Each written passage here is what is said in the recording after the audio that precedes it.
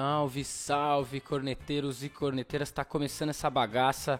Esse é o episódio de número 3 do podcast Corneta, aqui no meu papelzinho diz 4, mas eu não vou fazer essa bobagem. E hoje eu tô aqui com o Bento Pestana. Salve, Bento.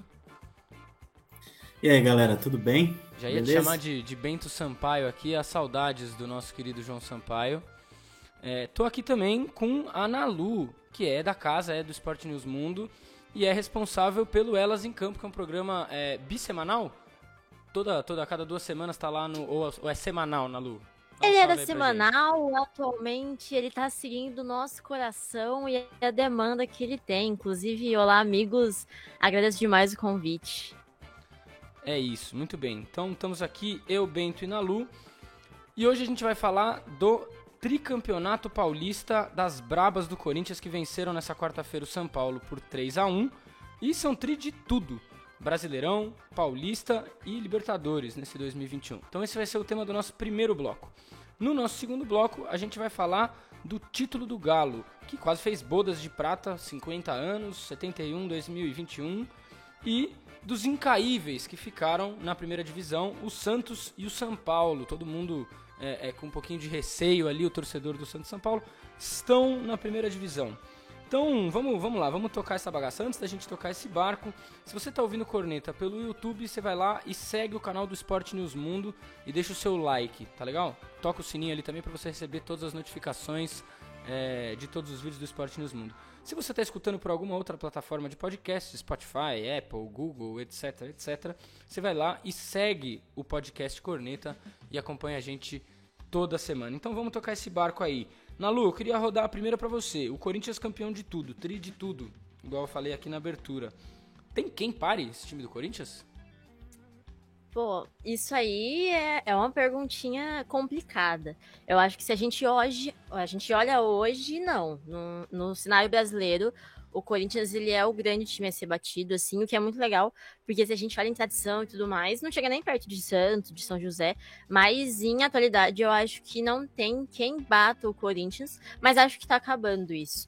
Eu acho muito legal ter acontecido essa tríplice coroa, esse tri de tudo nesse ano, porque eu acho que a gente tem agora uma virada de chave. Eu acho que daqui pra frente, essa folga que o Corinthians vinha tendo, assim, que nadava de braçada, essa é real, nadava de braçada e conseguia folga em praticamente tudo que disputava, tanto que foram aí 6 anos do projeto, mais ou menos, são 10 títulos.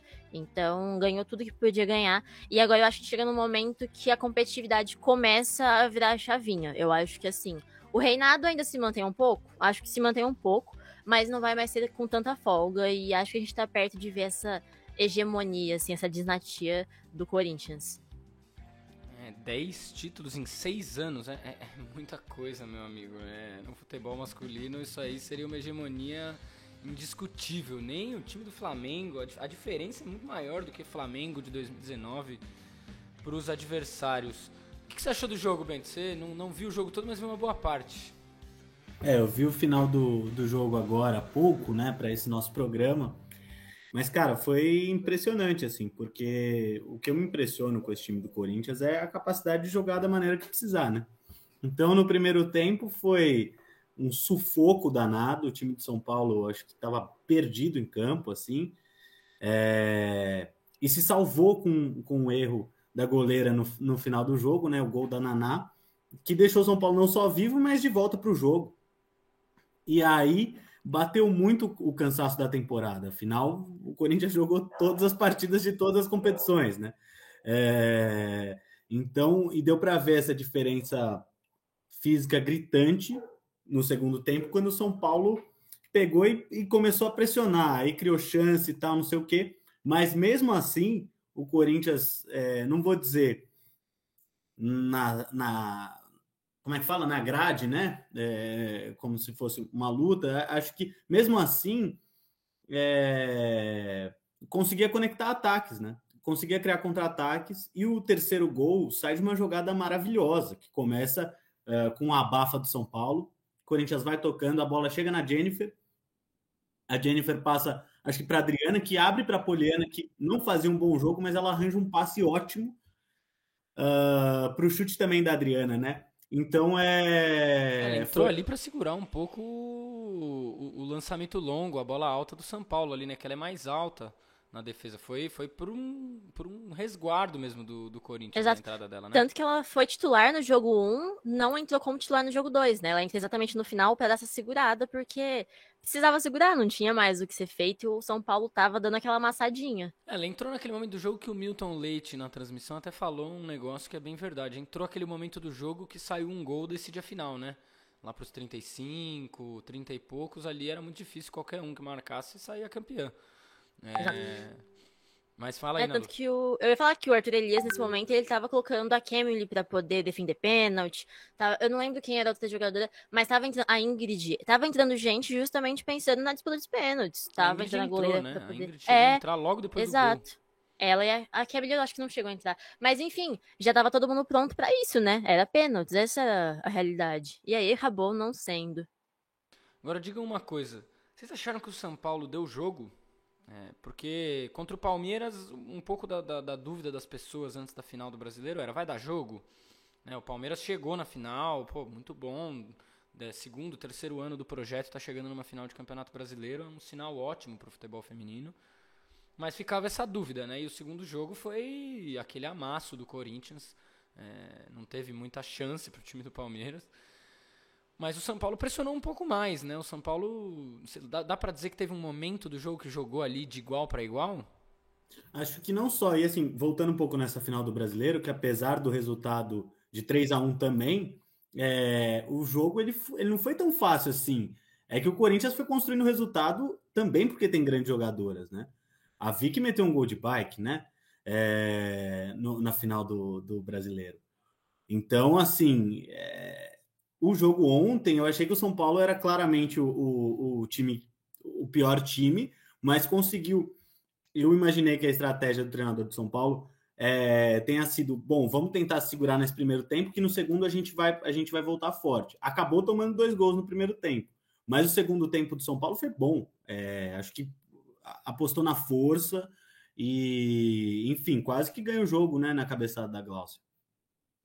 E eu acho que você falou, a narrativa do jogo do São Paulo, que foi sendo construída ao longo dos 90 minutos, eu, pelo menos particularmente, eu acho que ela é uma narrativa muito mais emocionante, muito mais legal de final, o que eu não senti tanto na final do Brasileiro contra o Palmeiras, porque você tem aquela sensação no início do Corinthians indo para cima e o São Paulo recuando porque queria segurar o resultado, e aí você vê que tomam os 2 gols e ficam abaladas, mas aí vem aquele erro no último lance do primeiro tempo, vem o gol que no agregado empata, e aí elas voltam com um gás completamente diferente. Então, por mais que realmente, pensando, já faz sentido que essa fosse a ideia, um primeiro tempo mais recuado e um segundo tempo que vai para cima, a narrativa que foi se construindo é uma narrativa muito bonita, muito de aquele jogo emocionante que você vai vivendo a cada minuto. Então, eu particularmente gosto mais dessa final do Paulista, muito por conta disso. Acho que, assim, pensando no cru do jogo, acho que ambos deram o jogo na medida que era esperado ter o jogo, mas o São Paulo teve muita bola na trave, bola no travessão, que poderia ter definido o jogo. Então, eu particularmente acho que deu mais jogo do que a final do Brasileiro, muito por conta disso, porque eu acho que a narrativa que ela se fecha de uma maneira mais bonita, sabe? Mas mesmo assim também, se você for pensar a final do Brasileiro, o primeiro jogo teve disputa, né? O primeiro jogo existiu ali um confronto. O Palmeiras fez um jogo difícil na base de trancar o jogo, de desconstrução, muita falta, marcação forte no meio campo. O Palmeiras não jogou muito futebol, mas o primeiro jogo deu o jogo. Teve que tirar da cartola um golaço da Portillo de cobertura naquele lance de falta, que acho que foi um dos gols mais bonitos dessas finais que o Corinthians jogou esse ano. Mas no segundo tempo eu achei que o São Paulo foi bem. No limite do que dava pra ser, né? Porque também não dá pra esperar que o São Paulo vai pegar, vai trancar o Corinthians no campo de defesa, vai atacar, criar chance atrás de chance, porque também não é assim, né? É um jogo de um time muito melhor contra um time que é nitidamente pior. O trabalho do São Paulo é bom, acho que as jogadoras do São Paulo tem um time, né? Ali tem um meio campo consistente, consegue ter algum padrão de jogo, e jogar com o Corinthians é muito difícil, esse time do Corinthians é muito difícil de jogar. Você olha ali do meio campo pra frente, Zanotti, Portillo, Tamires, Vicky, Adriana, não tem muito como você jogar sem ter muita preocupação defensiva. Senão você vai tomar um sacode mesmo, como o Palmeiras tomou. Mas eu achei que o São Paulo conseguiu controlar melhor o jogo na segunda etapa. Assim, controlar no sentido de não deixou o Corinthians dominar o jogo. Eu acho que isso muitas vezes jogando contra esse time do Corinthians, se você não deixa elas dominarem o jogo, você de alguma maneira tem um pouco o controle ali das ações, né? Porque é a característica mais forte desse time. O tempo inteiro ter a bola no campo de ataque, né? Não, e até porque, assim, no jogo do Palmeiras, eu repito, eu acho que o primeiro jogo disputado, mas com 1-0, o Corinthians se sentiu confortável para esperar um pouquinho mais o Palmeiras e foi resolvendo o jogo. O 3-1 saiu, né, foi 3-0 e depois 3-1. Foi resolvendo com muita naturalidade com o talento das suas jogadoras. E ontem, também acho que o São Paulo teve um segundo tempo muito bom, assim, um segundo tempo, eu diria, de domínio, mas o time do Corinthians tem solução para se for pressionado na frente, né, e sair em velocidade tocando a bola, como é o caso do terceiro gol. Tem solução se você ficar lá atrás, então vai te amassar e vai criar chance, e no talento das jogadoras o gol pode aparecer. Então, assim, eu acho que foi uma partida muito boa de São Paulo, na minha visão. E acho que disso que o Bento falou, né? Que o Corinthians, ele tem a solução para os problemas. É importante a gente lembrar que o Corinthians é um projeto que vem funcionando de maneira orgânica já tem um tempo. Não que os outros times não tenham um projeto, mas o Corinthians, ele vem de um tempo um pouco mais extenso, e mesmo fazendo parte de um ano que perdeu referência ali na frente, perdeu o Crivellari, perdeu a Gabi Nunes, ainda tem um time gigantesco, igual o Rafa falou agora. Tem Portilho, Adriana, tem a Tamires, tem muita gente ali na frente. E aí é um projeto que desde 2016, quando ainda era com o Audax, 2018, quando foi o Corinthians só, tem uma gestão própria, tem gente focada ali e tem grana, que a gente sabe que é essencial. Então, querendo ou não, pode ter talento, pode ter gente muito boa no outro time, é um tempo muito maior no Corinthians que tá rolando isso. Então, querendo ou não, leva tempo para as coisas conseguirem ficar nesse pé mais equilibrado, nesse ponto onde realmente vai ser mais competitivo. O Corinthians acho que mostra uma coisa da contradição do futebol feminino dentro da sociedade capitalista que é inevitável, né? Se não tem grana, não vai acontecer. Pode ter um público grande. Eu acho que o fato de ter mais grana tem a ver com o fato de que cresceu o público do futebol feminino, porque eu acho que também quem bota a grana ali, a gente não pode olhar com um olhar meio ingênuo, desavisado. Bota a grana porque tá dando grana, porque a torcida do Corinthians comprou o futebol feminino, né? Comprou a ideia desse time feminino. Pô, tinham 30 mil pessoas ontem em Itaquera. Foi uma festa maluca.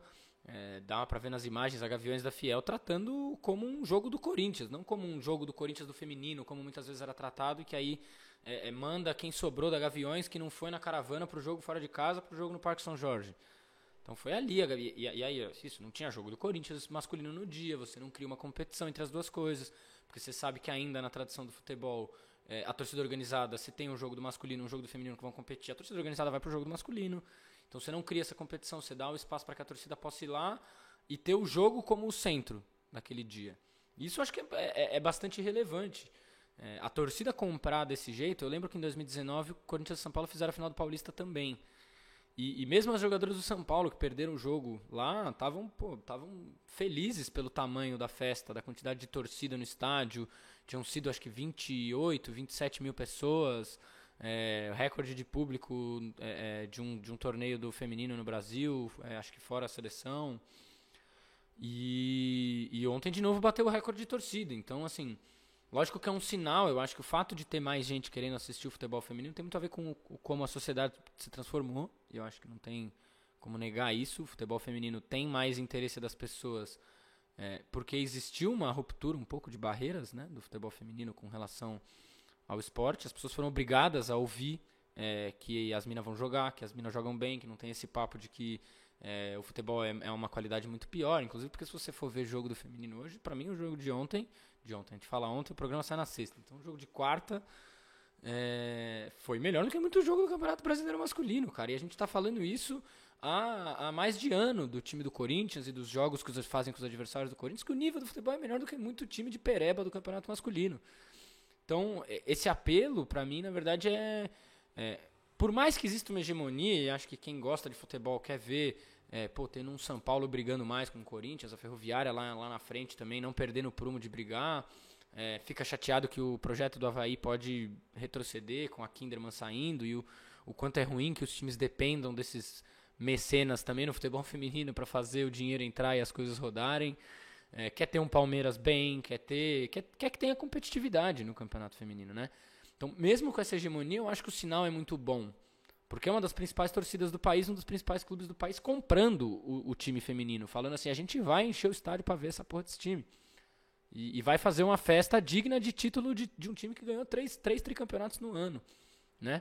O torcedor do Corinthians, a torcedora do Corinthians, eu acho que saiu de alma lavada no último jogo do Corinthians em Itaquera na temporada. Porque o Corinthians não volta, não tem mais nenhum jogo do Corinthians em Itaquera. Aquela ali foi uma despedida de fato do Corinthians do seu time no ano. E foi uma despedida de gala. Acho que a torcida encarou assim. Se você for perguntar pro torcedor do Corinthians, o Corinthians não ganhou nada esse ano. Não ganhou nada porque você tá só falando de masculino, meu amigo. O Corinthians terminou o ano com um tricampeonato de Libertadores, de Brasileiro e de Paulista. Acho que o torcedor já está encarando a coisa mais assim, né? As audiências foram grandes, as finais todas que o Corinthians jogou tiveram um público alto em televisão, passou no Sport TV, passou com um monte de gente assistindo nos streamings. Então assim, bicho, acho que de novo é uma marca de que o futebol feminino brasileiro tá vindo para ficar mesmo, né? Isso é um sinal maravilhoso, eu acho. Com certeza. E assim, acho que até para perguntar para Ana Lu, assim, quanto que você acha que, pô, se não, né, na bola de ouro, assim, que a Putellas venceu, se pelo menos uma menção honrosa a alguma jogadora do Corinthians não seria justo, né? A gente teve uns anos atrás o Galhardo ficando entre os 10 melhores treinadores do mundo na época. Eu fico pensando, não o Arthur Elias, né? Mas, por exemplo, a Zanotti, será que ela não está entre as 30 melhores jogadoras do mundo? Ou nem que seja por uma homenagem, né? E menos pela qualidade necessariamente. O que você acha? Mano, eu acho que isso é uma pauta muito legal da gente pensar, porque, querendo ou não, olhando a linha do tempo do futebol feminino, a gente tem aquilo que era proibido por lei, de repente vai voltando, e aí tem, óbvio, realmente a época tem um boom, tem uma geração muito boa, que é muito competitiva, tem mundial, tem um monte de coisa, e aí morre de novo. E aí a gente tá num momento que a gente vem reconstruindo isso aos poucos. Se a gente vê, vamos lá, o Corinthians, que atualmente é o maior projeto que a gente tem 6 anos, sabe? 6 anos não é nada numa linha do tempo. Então, acho que seria muito legal se rolasse essa menção honrosa, mas eu acho que a gente tá num momento ainda que tá construindo essa ligação, sabe? A gente começa com um papo de voltar a ter um mundial de futebol feminino por agora. Então, assim, não que não haja esse papo antes, porque havia, mas não tinha espaço. Essa é real. A gente começa a ter espaço agora porque as pessoas certas estão chegando no lugar certo. E isso faz total diferença. E aí é muito doido porque agora, olhando o que vem passando ao longo do tempo, a gente consegue ver isso com muita clareza, ver os momentos pontuais da história que você fala, putz, aqui tem uma sementinha legal. Tipo, mano, o PAN de 2007. Foram 67, 65 mil pessoas, não sei, no Maracanã pra ver Brasil e Estados Unidos feminino, tá ligado? Transmissão em TV aberta. Então, assim, são pequenos momentos que, quando acontecia, é legal de olhar. E aí, hoje, olhando, a gente vê que é história e que fez total sentido para outra coisa que aconteceu depois. Então, assim, fugiu completamente da pergunta, mas eu acho que, assim, seria muito legal ter essa menção honrosa, mas eu não acho que a gente tá num momento de conexão suficiente para isso, sabe? O que é uma pena, porque a gente vai ter uma geração aí de Gabi Zanotti que não vai ter essa menção, tá ligado? Justamente porque, mano, o nosso futebol feminino aqui no Brasil cresceu muito, cresceu demais. Tanto que a gente, convocação da seleção brasileira uns anos atrás, umas competições atrás, não tinha nenhuma atleta do Brasil, até porque não tinha nenhum campeonato realmente grande no Brasil, não tinha um campeonato nacional. E aí hoje, a gente pega a base da seleção, e a base da seleção é praticamente toda brasileira. A gente tem jogadoras que jogam fora, óbvio, mas tem muita atleta que joga aqui no Corinthians, no Palmeiras, então isso é muito legal de se ver. Eu acho que a gente caminha para ter um pouco mais de espaço, porque honestamente eu acho que seria muito legal ver essa competição. Óbvio, não acho que, sei lá, a gente botando um Corinthians e um time europeu que tá muito mais tempo nesse corre de investimento e de treinamento justamente para esse futebol de alto nível. Não acho que vai ser a mesma coisa de botar um Corinthians num nacional aqui, obviamente. Mas é uma coisa legal que a gente precisa ver para poder começar a falar isso, sabe? Começar a ter um parâmetro melhor. Porque a gente sabe que o Corinthians é gigantesco aqui e lá tem os times que são gigantescos. Só que a gente não E tem ainda esse tem parâmetro uma deles diferença, juntos. né, entre o futebol brasileiro e o futebol europeu. Nesse sentido, no feminino também tem essa diferença. A Copa do Mundo, eu acho que Exato. foi um... Ficou claro isso, ficou nítido como fisicamente no Brasil a gente tem uma defasagem. Tecnicamente, talvez ela seja menor, ou talvez ela esteja cada vez mais diminuindo, mas fisicamente tem uma defasagem muito clara. Aquele jogo entre Brasil Sim, e sim. França, isso ficou nítido.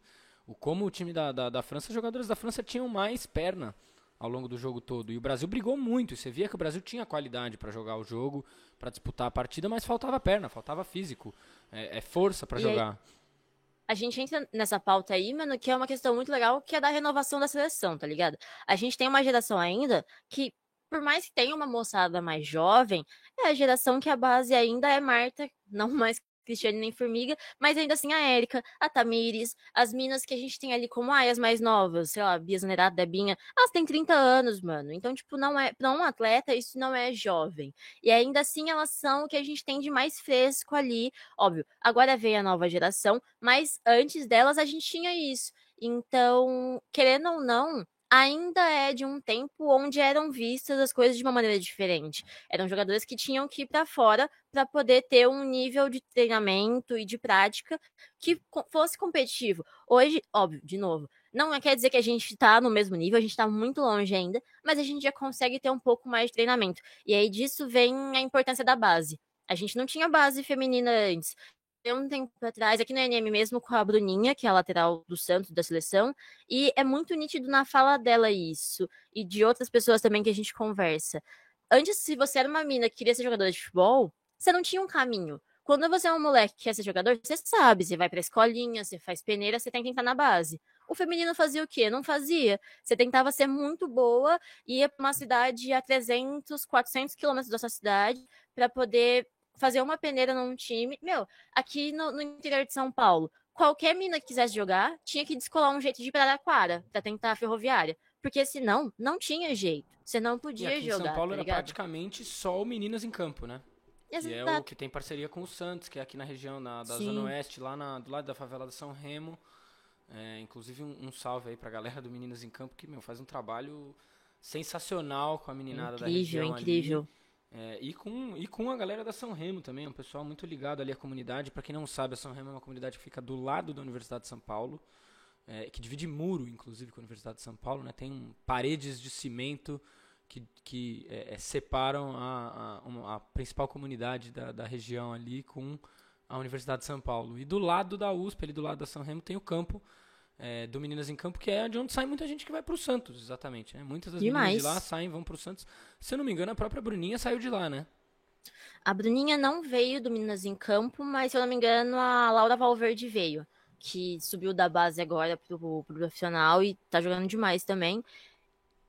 Mano, é isso, tá vendo? Quando você tem uma base, você tem um caminho mais lógico pra você seguir. Fora que também é na base que a moçada vai aprender muita coisa além do talento. Que hoje a gente sabe, pelo menos a gente espera que as pessoas saibam, que o futebol não é só você ter talento. Pô, ajuda demais. Mas se você não tem um condicionamento físico, se você não tem um preparo psicológico, você não consegue entrar, porque é um jogo, é um mercado, tá ligado? Então, o legal de ter a base hoje é isso. Porque chega uma mina na seleção, ela fica, tipo, meu, a hora eu tô na seleção, mas ela não fica deslumbrada porque ela passou pela base. Ela passou pelo sub-17, pelo sub-20, então ela tem um preparo. A própria Bruninha, de novo, a Angelina, as minas tudo vieram da base, elas já jogaram juntas, elas estão há muito tempo nesse corre de jogar com outras seleções, de jogar com gente mais experiente e de ir aprendendo esse processo mesmo, que eu gosto de colocar como extra-campo, porque não é só você entrar lá e jogar, tem muita coisa por trás. Então, a partir do momento que a gente começa a ter esse preparo, a gente começa a ter a possibilidade de chegar mais perto disso. Ainda tá longe? Tá longe pra caralho. Mas a gente começa a encontrar um caminho, sabe?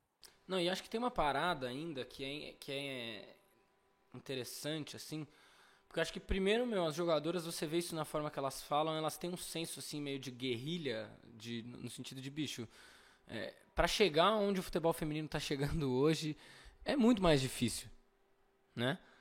E o trabalho dessas meninas é um trabalho muito árduo. Então elas têm uma consciência dessa dificuldade, que é muito forte. Eu acho que elas têm uma consciência que elas têm que ter um papel ativo para além de jogar bola para que o futebol feminino exista. E isso é muito importante, né? O saber disso, eu acho que cria uma relação entre essas jogadoras e o futebol que no futebol masculino, por exemplo, não existe, eu acho. E que eu acho que tem a ver também com o fato da relação salarial ser diferente.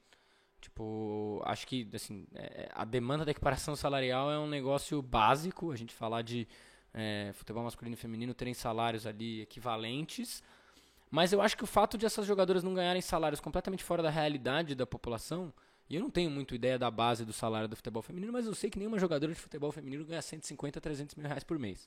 Tenho certeza absoluta que nem no Corinthians nenhuma jogadora de futebol feminino ganha uma bolada dessa por mês. E eu acho que o fato de elas ganharem salários que não afastam elas da sociedade inteira, tanto assim como no futebol masculino, geram essa consciência, essa relação que é muito mais política com o futebol. Porque para elas existirem ali, a relação delas com o futebol tem que ser assim, tem que ser de batalhar por aquele espaço constantemente, 100% do tempo, né? E isso, por um lado, é um bagulho que desgasta e faz com que elas talvez tenham mais preparo psicológico, porque elas têm que ter mais preparo psicológico para jogar o futebol delas. Forma jogadoras que são melhores pro futebol, não só dentro de campo, mas como consciência mesmo do esporte. Que é um negócio que eu acho que a gente vai começar a aprender melhor. Esses dias eu vi aí o Veiga e o Scarpa lá no Podpah, eles falando bastante sobre essa questão do psicológico, do jogador ter o direito de ter o tempo de folga, da maneira com que os caras se relacionam dentro do ambiente de grupo, da pressão com torcida. No mundo do futebol, realmente, o jogador é tratado que nem uma máquina. No esporte de alto rendimento, os jogadores são tratados que nem máquinas. As jogadoras também. Elas têm que render sempre o máximo, do máximo, do máximo. Mas eu acho que a situação que o futebol feminino vive de ter que lutar constantemente pela sua existência coloca a discussão numa outra casa com essas meninas, né? Não, e acho que a gente está falando, por exemplo, da Copa do Mundo de uma seleção absolutamente ativa politicamente, né? Acho que, enfim, foi muito bonito ver uma jogadora como a Marta, enfim, se posicionar da maneira como se posicionou durante a Copa do Mundo e, enfim... E agora na Libertadores o Corinthians também, né? Não arredou o pé da discussão do racismo até o final e acho que deu uma demonstração, do cacete. E enfim, a Copa terminar com aquela declaração da Marta, né? E é uma declaração bastante forte no sentido assim, bom, vocês vão esperar cair do céu que outras, ela falou da Formiga, dela, da Cristiane, que outras jogadoras desse nível apareçam e que a gente resolva. E enfim, é uma responsabilidade de todos, não é só nossa. A gente não, claro que a gente vai lutar para jogar bola, mas ao mesmo tempo a gente precisa ter auxílio, precisa ter, enfim, incentivo para jogar futebol, né? Enfim, que é um pouco isso. Se você não tem um caminho profissional, por que você vai seguir ele, né? É uma coisa muito, enfim... E ainda existe coisas tipo jogadoras que pagam para jogar, né? Quem lembra da Aliene, da Nini Baciega do Tabuão, a gente já fez programa com ela em outros canais, ela contava na época do Tabuão que a galera tinha que gastar a grana, pagar almoço, condução e tudo mais para poder jogar pelo Tabuão. Para ter um lugar, um espaço para poder jogar bola, para ver se algum outro clube ia lá e via. Né? Não tinha lugar para treinar. O pessoal do Palmeiras foi lá doar chuteira para elas terem material, equipamento delas, assim, cara. Então, o futebol feminino o Corinthians é talvez uma exceção, né? Do jeito que a Série A é um pouco a exceção do futebol brasileiro no geral, né, do masculino, talvez a realidade que o Corinthians esteja vivendo hoje com essa estrutura toda ainda dá para dizer que é uma exceção, né? E até para passar para a Nalu, para ela, enfim, contar um pouco para a gente, como é que os times estão se preparando para pegar esse Corinthians, enfim, também dá uma geral em tudo que a gente falou. Mano, eu ia falar do Tá Bom Agora, que eu acho que é o 29-0, né? Acho que foi 29, que rolou contra o São Paulo no Paulistão do ano passado, algo assim. É o exemplo perfeito do que a gente tem, tanto como realidade do futebol feminino, quanto do... Porque o argumento do Zé Ruela, que fala que futebol feminino é uma bosta, não é válido. Eu acho que, começando por esse ponto do argumento, que eu acho que felizmente, é uma coisa que cada vez mais tá caindo, é muito foda você querer pegar o campeão da Libertadores, o campeão da Série A do Brasileiro, pra jogar com um time que nem se classifica pra Série D, sabe? É ridículo, não faz sentido. E a galera tem que entender que a gente tá falando de uma modalidade que não tem grana, que boa parte dos times que estão ali estão por obrigação, porque agora a gente tem isso de que para competir em alto nível no Brasil, o masculino tem que ter o feminino, e aí nisso um monte de time é o tabuão, que vai só dar o uniforme para as minas e fala, se vira. Não dá alimentação, não dá transporte, não dá treino. Quantas vezes a gente vê equipe que se reúne 10, 15 dias antes da competição começar para poder treinar? Então, assim, você querer comparar isso com No caso um do Taboão Corinthians... foram 3, né? A Aliane, quando Exato. foram 3 dias antes do campeonato, elas começaram a treinar. O interclasse que você faz no final do ano na sua escola, você não tem tão pouco tempo para treinar, sabe? Então é muito tosco você querer comparar isso com o Corinthians, que tem grana. E é exceção. O Corinthians é uma grande exceção, hoje um pouco menos, mas até, vamos lá, 2 anos atrás, era uma completa exceção no futebol feminino brasileiro, porque tinha grana, o que quase ninguém tem. Eu acho que esse é o primeiro ponto, sabe? Você querer pegar placares para querer justificar goleadas, não faz sentido. Porque é uma modalidade que tem poucos times que têm investimento e eles não necessariamente estão próximos para poder competir ali de igual para igual. Porque senão a gente teria uma situação diferente. Eu acho que esse é um primeiro ponto. E aí, um segundo ponto, pensando no preparo, né? Pensando em como os times vêm criando esse jogo para poder tornar o cenário um pouco mais competitivo. Eu acho que um primeiro ponto é a gente olhar para um movimento que aconteceu recentemente, vem se fortalecendo, e desde que a Pellegrino chegou na CBF, a Ana Lorena assumiu na FPF, vem acontecendo que base, mano. Esse é um ponto muito legal, porque agora a gente tem competição de base. Antes, vamos lá, os poucos times que tinham uma base ali, tipo o Santos, que não é bem uma base, mas tem o Meninas em Campo, que eles mantêm. Mano, você treinava o ano inteiro, beleza. Pra quê?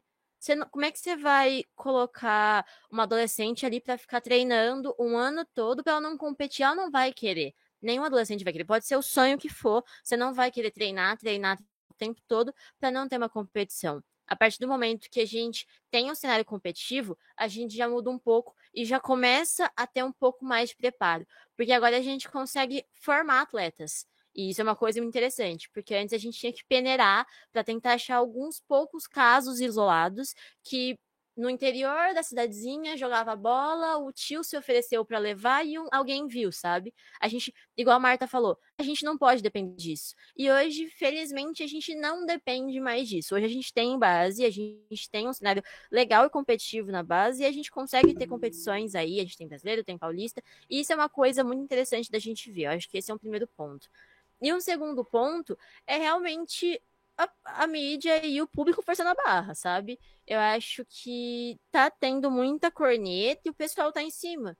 O pessoal começou a comprar e quem já comprava começou a cobrar, sabe? E aí, os poucos espaços que foi ganhando na mídia, foi vendo que tinha retorno. A gente teve aí uma final de Paulista que bateu o recorde de maior público no futebol feminino no Brasil, na história da modalidade, e a gente tá falando do meio de uma pandemia, que tá terminando agora. Então, ainda assim, as coisas estão começando a voltar ao normal. A gente tem aí recentemente a Neo Energia, a primeira vez que uma empresa patrocina exclusivamente a seleção feminina. A gente vê que os canais estão começando a fazer transmissão. Antes a gente não tinha transmissão de futebol feminino de todas as competições. Hoje a gente consegue ver todos os jogos sendo transmitidos ao vivo. E isso já é muita coisa, sabe? Então, acho que aos poucos a gente começa a ganhar espaço, que foi uma coisa que a gente sempre pediu. O Rafa estava falando antes, né, que tem muito espírito de guerrilha, e realmente não é só dentro de campo. A gente que faz o corre do lado de fora, a gente também tem essa sensação.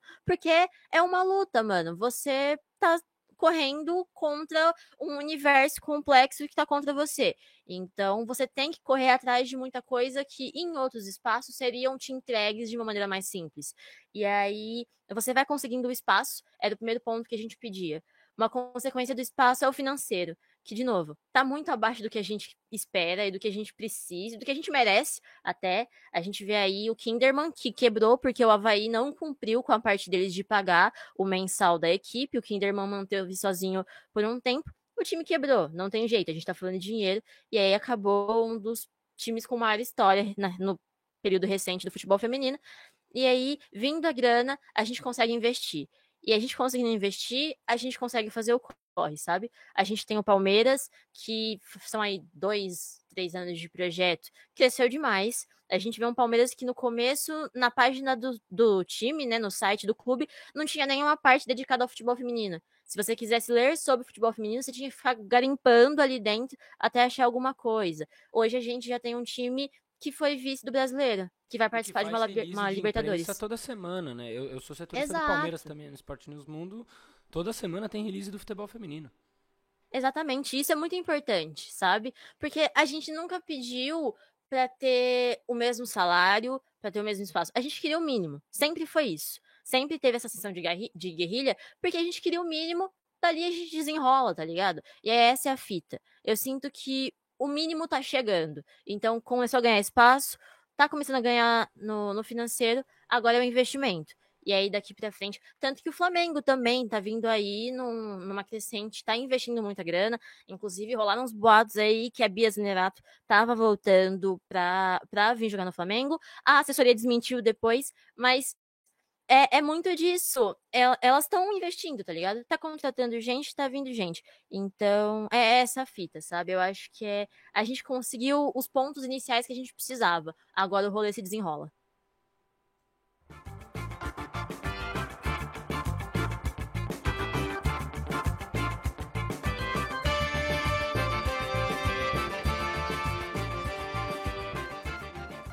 Muito bom. Então a gente encerra esse primeiro bloco. Tem muita coisa, se a gente for falar de futebol feminino, a gente pode passar horas aqui falando.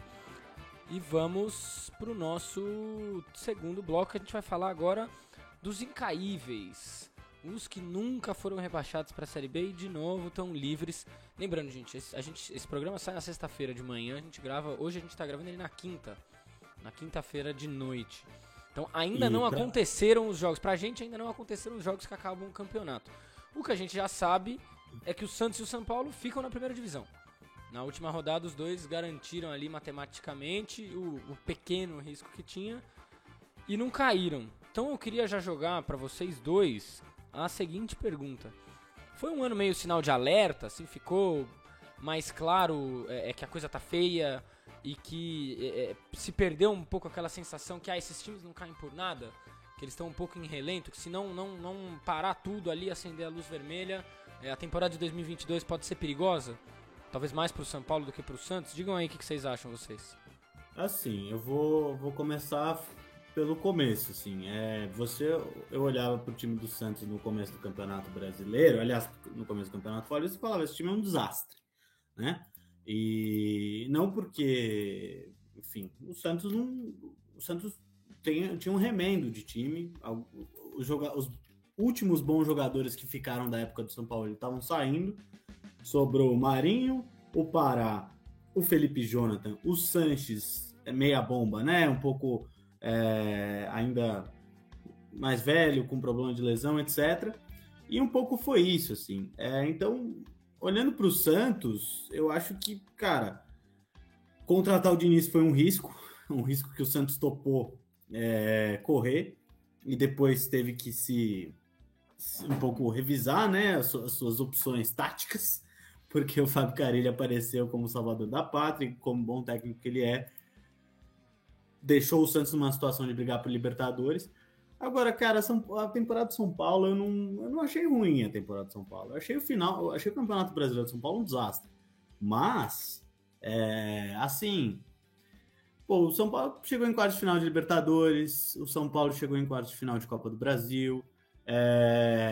O Campeonato Brasileiro só cairia com muita força de vontade. E acho que até o São Paulo tentou. De diversas maneiras, assim. A demissão do Crespo foi uma delas, derrotas absurdas, empates absurdos fora de casa, mas, cara, a temporada de São Paulo foi de título paulista e de brigando nas Copas, né? Mas sim, aparentemente o São Paulo vai viver um período de dificuldade no ano que vem. E o Santos, olha, esse ano eu achei que o Santos ia ir embora, viu?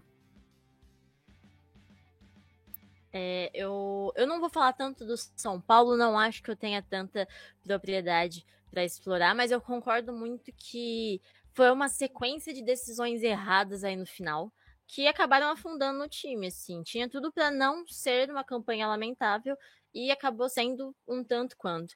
Então, acho que foi muito mais isso, uma sequência de escolhas erradas mesmo. Agora, falando do Santos, eu acompanhei um pouco mais de perto também, igual o Rafa estava falando que desse turista do Palmeiras. Eu sou setorista do Santos, aqui no ENM.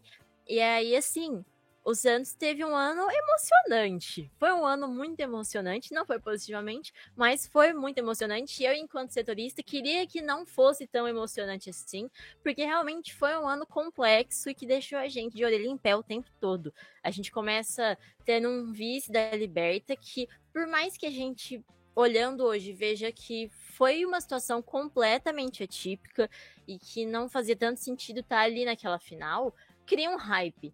Querendo ou não, vai criar esse hype em cima do time, que já vem na sequência quase rebaixado no Paulista.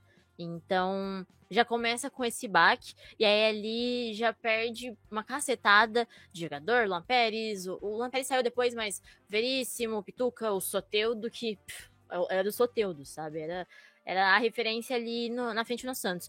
E aí, de repente, sai de um vice da Liberta pra não cair no Brasileirão. E desde o início a gente tinha essa noção de que não ia jogar para disputar título, para tentar classificação para nada, o que viesse era lucro. A fita era não cair, era um ano para não cair, porque igual você falou, igual o Bento falou agora, tinha um resto de remendo ali do que tinha sobrado. E aí as coisas não iam dando certo. No final, acho que foi um momento de que teve que olhar para a base, sabe? Teve que fazer esse contramovimento de uma história do Santos de sempre teve a base ali, teve que recorrer à base, não tinha muitas opções. Também acho que tomou algumas escolhas um tanto equivocadas nas contratações que fez. Acho que trouxe jogadores que não tenham funcionado, mas que acho que assim, talvez não fosse o momento exato. E aí teve que recorrer à base, tanto que o que vem salvando agora no final é a base. A base salvou mais uma vez. E aí a gente tem aí um time com Pirani, Marcos Leonardo, Ângelo, Kaique, são tudo meninos super novos, aí com menos de 20 anos, e que foi o que deu esse gás pro time acabar não caindo. E agora tem também a questão do Carille, que assumiu e conseguiu fazer pequenos milagres com o que tinha aí. E é isso. Agora estamos aí com a possibilidade de uma classificação para competições internacionais e é isso, sabe? Acho que no final, mesmo que não tenha caído e tenha tido esse perigo, acho que só chegou a ficar no Z4 mesmo, em uma rodada, se eu não me engano. Mas por mais que tenha tido esse perigo, esse pequeno risco aí, no final o saldo acaba sendo um tanto quanto positivo. Só, Rafa, antes de você mandar, cara, o Carille, para mim, em termos de treinador brasileiro, tudo bem, o Cuca até, né, venceu o brasileiro, mas com um time sobrando no campeonato, mas assim, o Carille é muito bom treinador, é impressionante, o Carille é um conservador, um sujeito que não gosta muito de atacar, né, até a última entrevista dele no jogo do Flamengo, ele perguntaram... Pérolas. Não, pérolas, né? Porque perguntaram para ele, pô, cara, mas por que não fez mais um, nem outro? Aí ele falou, não, mas pô, um tá bom. E acho que para o Santos foi muito isso esse ano. Eu, inclusive, nosso Mas, amigo pô, meu amigo, tem Santista, hora que é isso mesmo. Tá bom. Ganhou do Flamengo, bicho. nosso amigo Santista, eu já tive vários embates com ele sobre o Diniz, porque assim, cara, é inacreditável você perder um campeonato brasileiro como o Diniz perdeu, assim, perdeu porque não tem capacidade de competir muitas vezes, porque escolhe aquele joguinho dele que é impraticável, né? E assim, só para fechar, para já retomar o São Paulo, cara, eu acho curioso a torcida está falando tão mal desse elenco, um elenco que ano passado alcançou o auge, justamente com o próprio Fernando Diniz, em que Gabriel Sara, Igor Gomes, Luan, Daniel Alves, Luciano, Reinaldo, Arboleda, Bruno Alves estavam jogando um futebol estupendo, em algumas partidas. Então, eu não acho que o São Paulo tá nessa crise toda, assim. Acho que vai ser difícil, mas E eu já discordo de bom. você, viu? Tipo assim, eu também não acho que o elenco do São Paulo é ruim. Acho que a torcida do São Paulo tem um problema de ser um pouco imediatista e gosta de descer o cacete, descer a ripa na meninada da base, cara. Que pra mim é um problema grave, porque essa base é o que tá segurando as costas do São Paulo nos últimos anos, do mesmo jeito que o Santos. Sara, Igor Vinícius, Igor Gomes. O Sara é o melhor jogador do time do São Paulo. Acho que não tem discussão de que o cara Pô, ele fez gol contra o Palmeiras, ele fez gol contra o Inter, ele fez gol contra não sei mais quem. O Sara segura esse time nas costas, meu amigo. Agora, o ano do São Paulo foi muito ruim. Assim, eu acho que foi um erro ter demitido o Crespo, porque eu não acho que o Rogério Ceni, que o Crespo ia fazer pior do que o que tá agora no Rogério Ceni. É o que o Arnaldo Ribeiro fala sempre, né? O time tá no mesmo lugar e provavelmente vai terminar ali no mesmo lugar. E o Crespo não teve um ano inteiro de trabalho, não teve nem não foi nem só uma temporada inteira. O bicho, o cara chegou depois do fim da temporada, que acabou no começo desse ano, sem pré-temporada, e o time não estava jogando mal, né? Agora, você tem os jogadores que estão realmente muito abaixo. O Miranda não acho que fez uma boa temporada. O São Paulo tem um problema na lateral direita, teve muito problema físico. Isso ferrou muito o time. Perdeu o Luan, que era um cara muito importante ali no meio campo. Mas veja, só uma coisa. Tem só um problema, peraí, só antes de você tocar, Fala. porque tem um problema no São Paulo que eu acho que na verdade é o que o torcedor tem que estar mais preocupado agora, que é o negócio do estatuto, né? Porque a diretoria do São Paulo vai fazer uma votação na próxima semana, no próximo dia 16 de dezembro, para mudar o estatuto. E basicamente das mudanças de estatuto previstas, então a possibilidade de reeleição, que é uma coisa que não tem no São Paulo há algum tempo, né, de um novo mandato. Desde 2017 foi proibida a reeleição no São Paulo. E agora essa nova diretoria quer permitir um novo mandato de mais 3 anos. Os mandatos no São Paulo são de 3 em 3. Além disso, ela quer reduzir o conselho para 200 pessoas. Hoje o número é 251. Eu, a priori, não sou contra reduzir o número de conselheiro em lugar nenhum, porque eu sou contra esses conselhos. Acho que isso aí é um dos negócios que destrói os clubes de futebol, esse bando de empresário e gente que suga os clubes. E corneteiro de plantão ainda por Sim, cima. Né? Agora o problema é que você está reduzindo os conselheiros um ano depois da eleição desses conselheiros, né?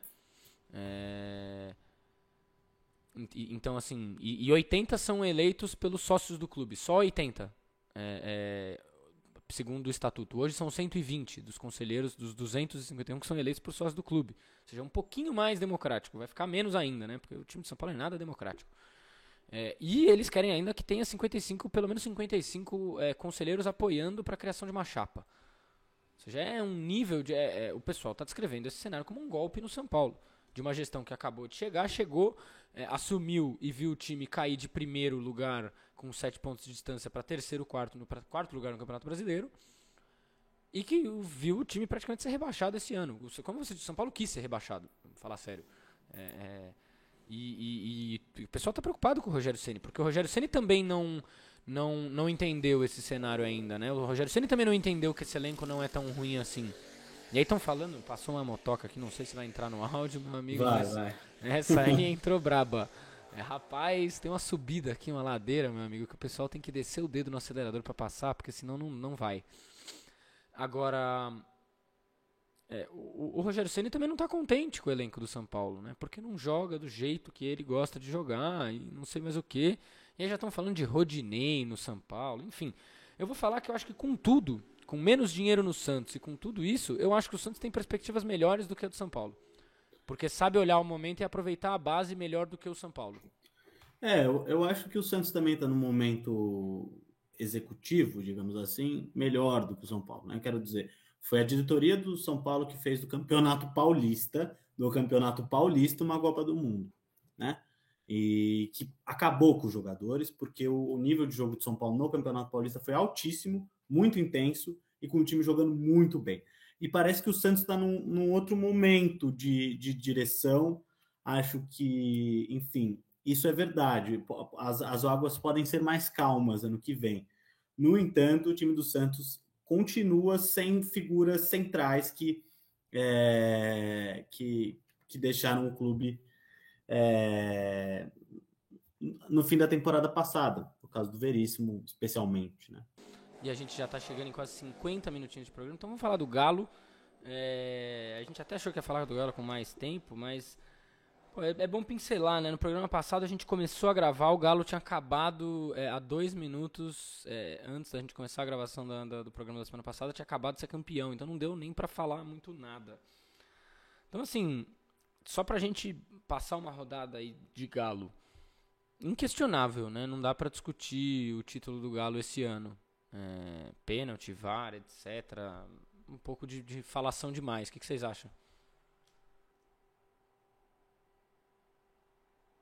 Silêncio? Achei que a Ana Lu ia chamar, então eu falo. Não, acho que indiscutível, assim. Eu vou dizer que caso o Flamengo encontre um treinador bom, eu acho que o Galo vai ter problemas ano que vem.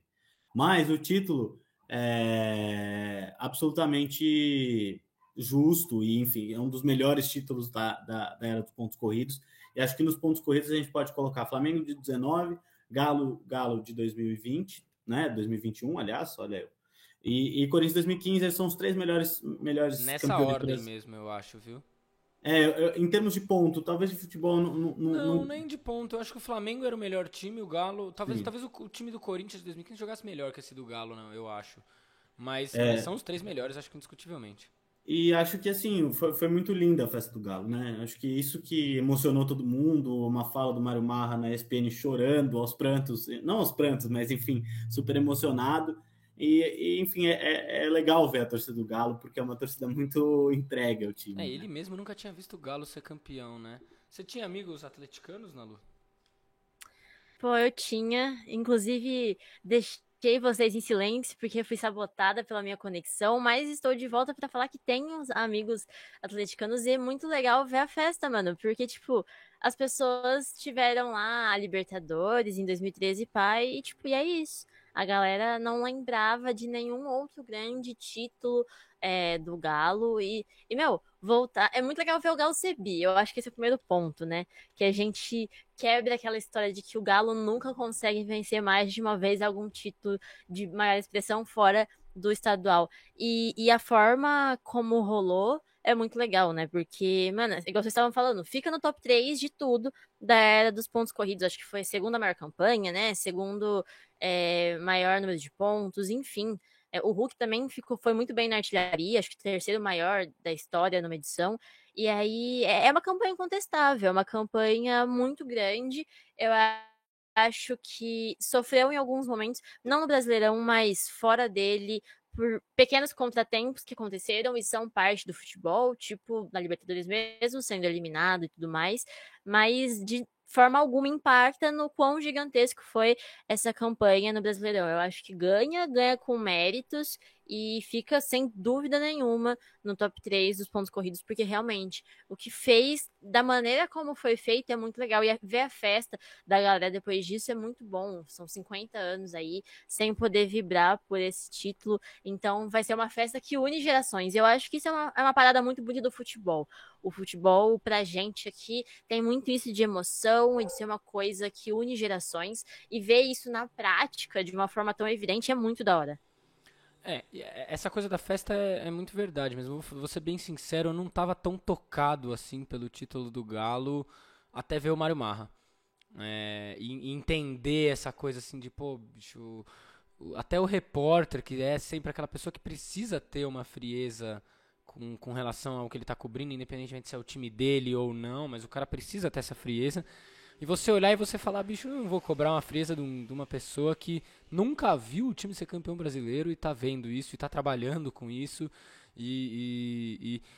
É o que o Cuca falou no jogo antes do jogo contra o Bragantino, né? Pô, a maior parte da torcida do Galo nunca viu isso. Porque se você viu, significa que você tem 60 anos pra mais. Se você tinha pelo menos 10 anos, quando o Galo foi campeão em 71, você vai ter 60 anos pra mais. Então, assim, a maior parte do torcedor do Atlético nunca viu isso. E eu fui pegar, bicho, eu passei hoje o dia caçando, vendo o Galo nos campeonatos brasileiros, porque eu queria tentar ilustrar esse sofrimento do torcedor do Atlético nesses 50 anos, nessa bodas de prata até conseguir o título do Campeonato Brasileiro de novo. Pra ter uma ideia, eu tô até buscando que eu anotei. O Galo foi vice 3 vezes desde 71. Caiu 6 vezes em semifinal de Campeonato Brasileiro. Em uma boa parte desses anos, o Campeonato Brasileiro tinha uma primeira fase, que era lá 2, 3 grupos, ou um grupão, todo mundo faz um turno, classifica para uma segunda fase, que dividia em não sei quantos grupos, e aí eu ia para um triangular, um quadrangular final, depois começou a ter mata-mata. Né? Eram umas fórmulas malucas até 2003, o primeiro ano de pontos corridos.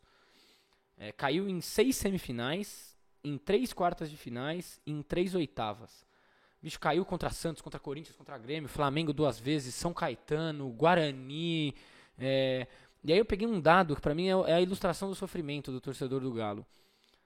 Foram 14 eliminações e contando 14 ali as derrotas em final também, né? Então 11 eliminações e 3 vice-campeonatos em final de campeonato. Perdeu acho pro Flamengo, pro São Paulo e pro Corinthians.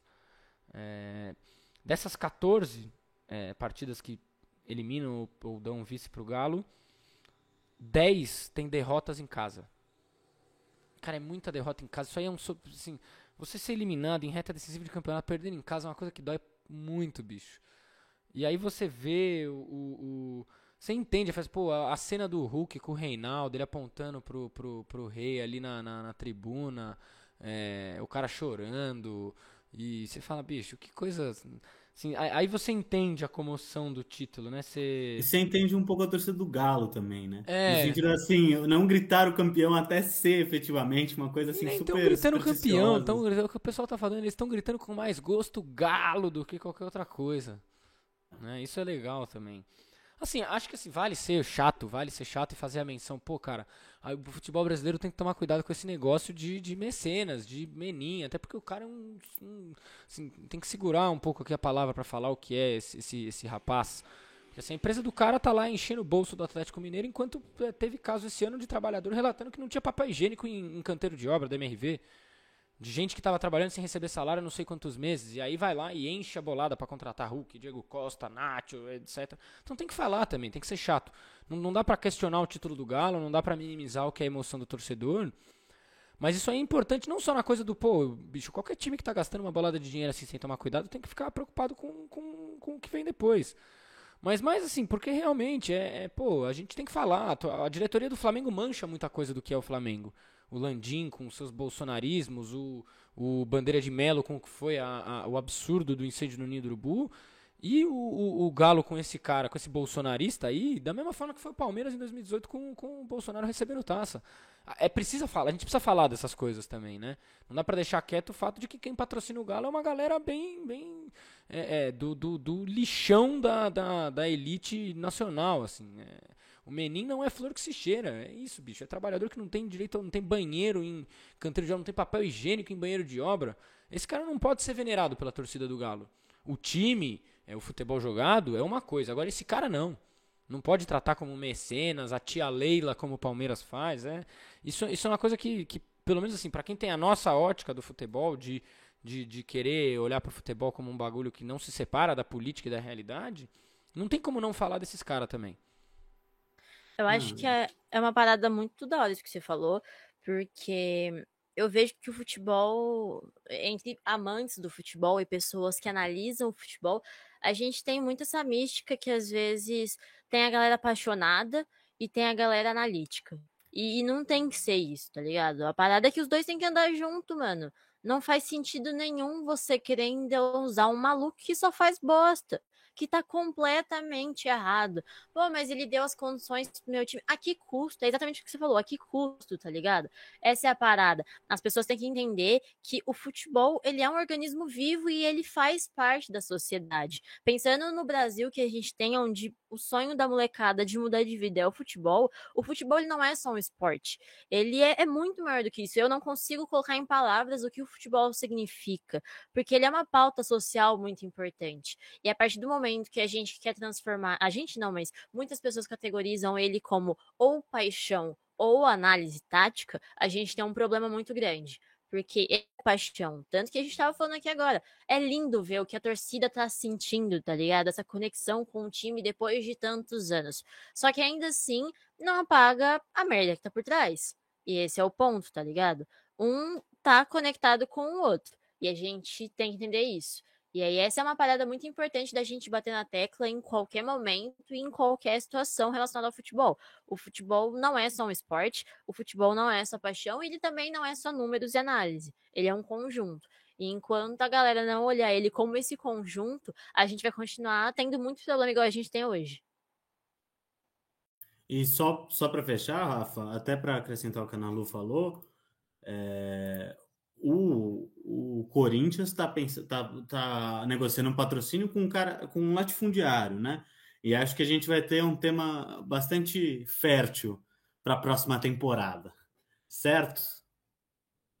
Certíssimo, certíssimo. Realmente acho que é impossível fazer essa separação. Inclusive um salve, vou fazer chegar na galera para toda a peãozada da MRV que estava em greve esse ano. Foi lá chiar com o Menin, mandou carta para as atletas olímpicas financiadas para a MRV, para elas também saberem da situação que estava acontecendo nos canteiros lá da MRV. Um salve pro Juca Kifuri, que compartilhou essa carta das trabalhadoras da MRV para a Raíssa, para as atletas olímpicas todas.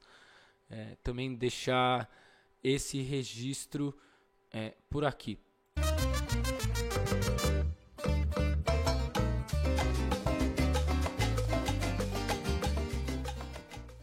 Aí entrou aquela sonzeirinha latina que o nosso querido Bento sente falta de uma festa, e a gente entra naquele momento que a gente já tá ficando conhecido, que é a nossa dica cultural do Corneta, o Corneta Cultural. Bento, dá o seu salve pra gente fechar nossa semana. Hoje vai ser bastante musical. Cara, eu vou recomendar pra caramba o disco Baile do FBC, que é o disco que tá no ouvido da galera, e é um descasso, é um puta som. E também vou falar do disco da Joyce, feminino, de 1980, que tem uma música Aldeia de Ogum, que eu passei o dia tirando ela. É uma música maravilhosa e que eu recomendo o disco inteiro. Para fechar, quem não viu ainda o documentário dos Beatles, o Get Back, acho que tá perdendo muita coisa, cara. É um puta documentário, infelizmente só tem no streaming, né?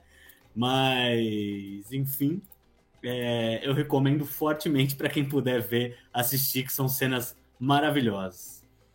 Maravilha, maravilha. E, Rafa, não sei se você vai passar para despedida, mas eu só queria agradecer demais a Ana Lu, porque ela deu um show hoje. Assim, o que ela sabe de futebol feminino, talvez eu nunca saiba na vida, e foi incrível, assim. Fiquei até quietinho aqui, porque foi uma aula hoje, viu? Muito bom. Deixa eu então passar a bola pra você, Nalu, pra você dar seus finalmente pra galera também, sua despedida aí. Pô, que isso? Fico até lisonjeada, fico toda tímida aqui, meu rosto fica corado com tamanho elogio, agradeço demais. Mano, brigadão pelo convite, é sempre muito bom poder estar falando sobre futebol feminino. Eu acho que o rolê é esse, aonde a gente tiver a oportunidade de estar, a gente tem que estar, porque o futebol feminino é isso, ele é essa guerrilha que a gente falou antes. A gente tem que fazer o corre pela gente, porque se a gente for esperar ele cair do céu, ele não vem. Então é isso. Meninos, agradeço demais. Valeuzão Bento, Rafa, pelo convite, pelo papo. Foi bom demais. Foi muito da hora estar aqui. E abração para todo mundo que acompanhou a gente estar aqui. É sempre um prazer estar contribuindo um pouquinho para a produção sonora brasileira, jornalística, de comentários e baboseira também. É sempre muito bom estar falando. Eu adoro falar. E é isso. Muito obrigada. E sempre que quiserem, estamos às ordens. É isso, aqui também tem baboseira, aqui a gente dá risada também. Acompanho elas em campo no Esporte News Mundo, vai lá, acessa o YouTube do Esporte News Mundo, vai ver o trabalho da Ana Lu também. Acompanho o Santos com ela, meus colegas, com o pessoal do Santos também. Um abraço pro Statute, grande, querido. E a gente vai ficando por aqui essa semana, minha gente. Na semana que vem tem mais. Semana que vem vai ser nossa última do ano. A gente vai fazer o quarto, vai tirar umas fériasinhas. Semana seguinte já é Natal, aquele negócio. De repente, quem sabe a gente aparece pra falar do campeonato inglês, alguma coisa assim. No ano que vem, vocês se preparem que vem coisa. A gente tá falando com um monte de gente, vai ter convidado, a gente vai fazer listinha de uma galera que a gente vai receber aqui nessa bagaça. Então é isso, minha gente. Antes da gente ir embora, lembrem-se, deixem lá, se inscrevam no Esporte News Mundo aqui no YouTube, deixem o like nesse vídeo, se inscrevam no Esporte News Mundo em todas as redes sociais, então você vai lá, @portalanm no Instagram, no Twitter, no Facebook, esportenewsmundo.com.br para você acompanhar seu time. E nas plataformas, nos agregadores de podcast, você vai lá, Podcast Corneta, segue a gente. Se tiver como dar like no negócio, dá o like também e manda pros amigos. E semana que vem a gente volta para cornetar um pouquinho mais a realidade do futebol brasileiro e internacional. Um salve, minha gente, abraço!